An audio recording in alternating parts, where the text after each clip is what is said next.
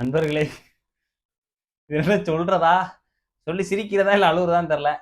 என்னாச்சுன்னு பாத்தீங்கன்னா, வாழ்க்கையிலலாம் அடிக்கு மேல அடி விழுகுது அப்படின்னு பார்த்தோம். நம்ம சேனலுக்கு அடிக்கு மேல அடி விழுகுது. வாழ்க்கைன்னா சில அடிகள் விழத்தான் செய்யாப்பா. எவனும் சூனியம் எங்கேயும் வச்சுட்டானா இல்ல என்ன பண்றான் ஏது பண்றான்னு தெரியல. எப்பவும் காலையில எந்திரிச்சு சேனலை பார்ப்பேன். சேனலை எப்பவும் காலையில சேனல் ஓப்பன் பண்ணி பார்ப்பேன், மெயிலை செக் பண்ணுவேன்.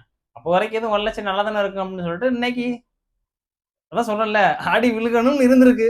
இன்னைக்கு காலையில எப்பவும் போல சேனல் ஓப்பன் பண்ணா கண்டுக்காம விட்டுட்டு சின்ன கடை வேலையை வெளியே போயிட்டேன். கடை வேலையை வெளியே போயிட்டு 12 1 மணி இருக்கு வீட்டுக்கு வந்தேன்.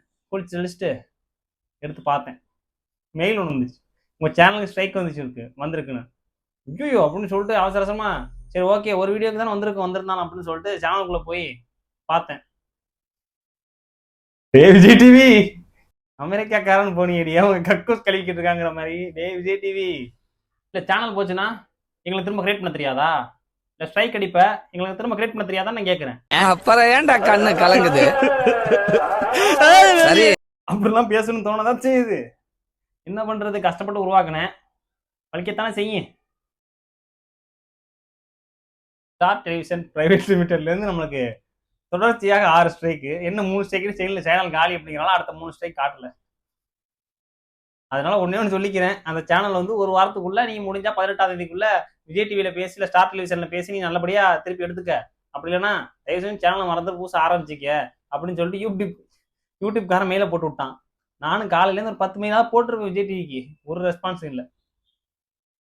ஏன்டா ஸ்ட்ரைக் அடிக்க மட்டும் உங்களுக்கு நேரம் இருக்குது, மெயிலுக்கு ரிப்ளை பண்ண நேரம் இல்லையாண்டா? என்ன கருமதே பண்ணிட்டு போங்க. சரி என்னமோ ஒண்ணு, அந்த சேனல் நான் தான் உருவாக்குனேன், இப்பவும் நான் தான் உருவாக்குறேன்.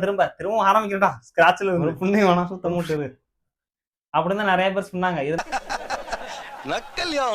நான் பரவாயில்ல, நமக்கு பிடிச்சிருக்கு, நியூஸ் போகுதோ போகலையோ ஸ்டார்ட் பண்ணுவோமே. உங்கள் கனிவான வணக்கத்தினை தெரிவித்துக் கொண்டு மறக்காம சப்ஸ்கிரைப் பண்ணிட்டு சப்போர்ட் பண்ணுங்கடா. அந்த வீடியோக்கும் நல்லா சப்போர்ட் பண்ணீங்க அந்த சேனல்ல, அதே மாதிரி இதை சப்போர்ட் பண்ணி தயவுசெய்து இதை மேல கொண்டு வாங்கடா.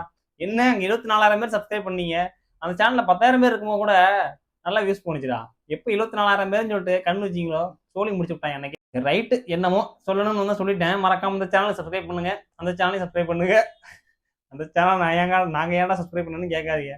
திடீர்னு ஒரு நல்ல நேரம் உங்க யாருக்காவது அதை பத்தி வழி தெரிஞ்சிச்சு அப்படின்னா மறக்காம என்னோட இன்ஸ்டாகிராம் ஐடி கீழேயாவது லிங்க் பண்ணி கொடுக்குறேன்டா. அந்த லிங்கை டச் பண்ணி அதில் வந்து சேனல் எப்படிதான் ரெக்கவர் பண்ணணும் அப்படின்ற மாதிரி ஐடியா இருந்துச்சா கொஞ்சம் சொல்லிட்டு போங்கடா. இதுக்கு வேணாலும் முடியலடா, இருந்தாலும் பரவாயில்ல அப்படின்னு வந்துட்டு இருக்கேன். சப்போர்ட் பண்ணுங்க.